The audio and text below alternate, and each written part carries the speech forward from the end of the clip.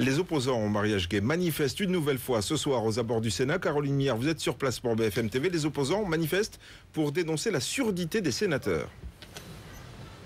Oui, tout à fait, pour dénoncer ce vote à main levée dans un Sénat à moitié vide qui n'a donc pas pu laisser leur chance aux sénateurs d'exprimer leur sensibilité, disent-ils, un passage en force.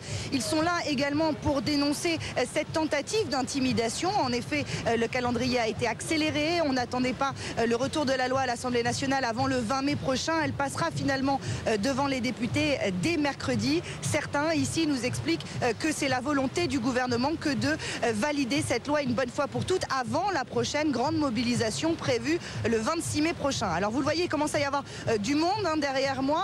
C'est le tout début de cette mobilisation, mais la foule continue d'affluer. Les manifestants sont très remontés et ils ont l'intention de se diriger d'ici quelques instants vers le Sénat pour se faire entendre encore une fois. Et ils ont d'autres moyens de pression. Hier soir, Brigitte Bardot, la leader du mouvement La Manif pour tous, expliquait qu'elle n'hésiterait pas à présenter des listes La Manif pour tous pour bloquer la route lors des prochaines municipales aux députés ou aux sénateurs qui n'auraient pas voté en leur âme et conscience.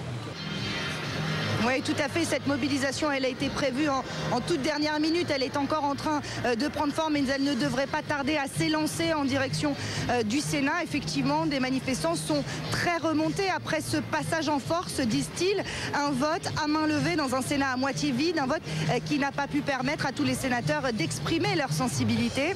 Ils dénoncent également une tentative d'intimidation avec l'accélération du calendrier. En effet, on n'attendait pas le retour de la loi devant l'Assemblée nationale avant le 20 mai prochain et finalement elle passera devant les députés dès ce mercredi. La raison, expliquent certains ici, c'est que le gouvernement, disent-ils, veut entériner définitivement cette loi avant la prochaine grande mobilisation prévue par la Manif pour tous le 26 mai prochain. Alors quoi qu'il en soit, cette mobilisation, ils la maintiennent en place et ils ne désarment pas. D'ailleurs, hier soir, Brigitte Bardot, la tête de file du mouvement La Manif pour tous, a annoncé qu'elle n'hésiterait pas à présenter des listes aux prochaines municipales pour barrer la route à tous les députés ou les sénateurs qui n'ont pas voté en leur âme et conscience, disent-elles. À la une donc, les opposants au mariage et à l'adoption par les couples homosexuels dans les rues de Paris ce soir, des manifestants remontés. Et remonter après la décision du gouvernement. Le gouvernement qui décide d'accélérer. Le projet de loi sera examiné en seconde lecture dès mercredi à l'Assemblée nationale, alors qu'il a été voté ce matin au Sénat. On retrouve Caroline Mière sur place pour BFM TV. Et Caroline, les manifestants parlent de hold-up sur la démocratie. Oui, effectivement, ce sont des mots qu'on a beaucoup entendus dans cette manifestation. Des manifestants très en colère. Ils viennent d'arriver à l'instant devant le Sénat et vous les entendez. Ils sont en train de huer les sénateurs, de huer ce passage en force de la loi devant le Sénat. D'ailleurs, ils rejettent ce vote en masse car ils estiment que ce vote à main levée a eu lieu dans un Sénat à moitié vide et que tous les sénateurs n'ont pas pu exprimer, disent-ils, leurs sentiments. D'ailleurs, cette colère, elle se traduit par le nombre aussi. Cette manifestation a été organisée en toute dernière minute et on l'a vu au fur et à mesure de son trajet dans ces passages de rue autour du Sénat. Le cortège a grossi, beaucoup de monde donc présent ce soir, des manifestants qui ne décolèrent pas. D'ailleurs, en grande partie à cause de cette accélération du calendrier dont vous parlez. Certains estiment qu'il s'agit là d'une tentative d'intimidation de la part du gouvernement. Pour d'autres, il s'agit là en fait de la crainte de François Hollande. Ils estiment avoir encore beaucoup de poids. Et effectivement, le 26 mai prochain, une grande manifestation est prévue. Et cette date, elle avait été choisie car le deuxième passage de la loi devant l'Assemblée nationale était prévu, lui, le 20 mai, quelques jours avant seulement.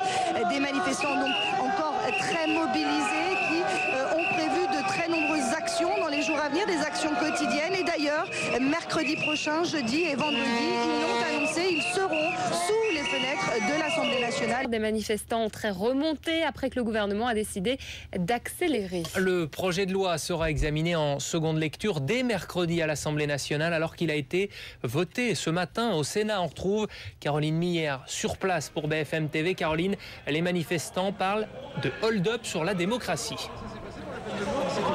Oui, tout à fait. Ce sont des mots qu'on a beaucoup entendus cet après-midi dans le cortège, un hold-up sur la démocratie, un passage en force, un vote qui a eu lieu à main levée dans un Sénat à moitié vide, un vote qui, nous dit-on, n'a pas pu permettre à tous les sénateurs d'exprimer leurs sentiments. C'est pourquoi l'ensemble des manifestants rejettent cette décision du Sénat. C'est la raison pour laquelle ils sont ici ce soir dans la rue. Et d'ailleurs, cette colère, elle s'est traduite par le nombre. Dans l'après-midi, on a vu ce cortège gonfler, grossir en nombre au fur et à mesure qu'il avançait dans les rues autour du Sénat.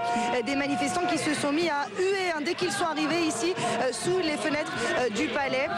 D'ailleurs, il y a une autre colère très forte qui anime ici ces manifestants, celle de l'accélération du calendrier. Vous en avez parlé. On n'attendait pourtant pas cette loi devant l'Assemblée nationale avant le 20 mai prochain. Mais voilà, elle sera présentée dès la semaine prochaine.